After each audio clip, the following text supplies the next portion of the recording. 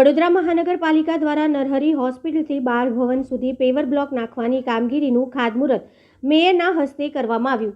વડોદરા શહેર કારેલીબાગ વિસ્તારમાં આવેલા નરહરી હોસ્પિટલથી બાલભવન સુધી ફૂટપાથ ન હોવાથી રાહદારીઓને ચાલવા માટે સમસ્યા ઉદ્ભવી રહી હતી, ત્યારે વડોદરા મહાનગરપાલિકા દ્વારા નરહરી હોસ્પિટલથી બાલભવન સુધી ફૂટપાથનું ₹34.6 લાખના ખર્ચે નવીન ફૂટપાથ પેવર બ્લોક નાખવાનું ખાતમુહૂર્ત મેયર પિંકીબેન સોનીના હસ્તે કરવામાં આવ્યું।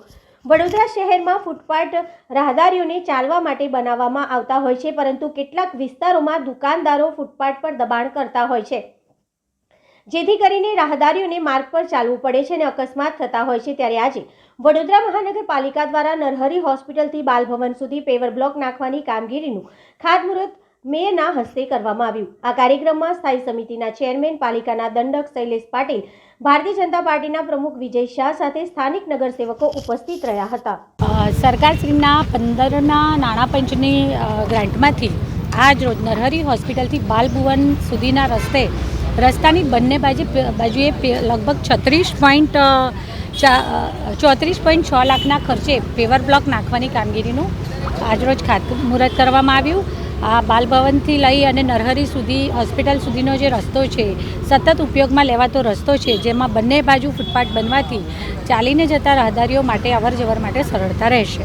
વડોદરાના રાવપુરા વિધાનસભાના વોર્ડ નંબર 3માં નરહરી હોસ્પિટલ લઈને બાલભવન સુધીના રસ્તા પર રોડની બંને બાજુ 1.5 મીટર પહોળાઈમાં વાઇબ્રોબ્લાસ્ટ પેવર બ્લોકથી આજે ફૂટપાથનું કામનું ખાતમુહૂર્ત કરવામાં આવ્યું છે।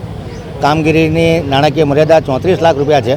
આ ખાતમુહૂર્તમાં આજે વડોદરાના માનનીય મેયર શ્રીમતી પિંકીબેન સોની, શહેર પ્રમુખ ડૉક્ટર વિજય શાહ, શૈલેષ પાટીલ દંડકશ્રી તથા એરિયાના લોકલ કાઉન્સિલર અને અન્ય કાઉન્સિલરોએ મોટી સંખ્યામાં હાજરી આપી છે।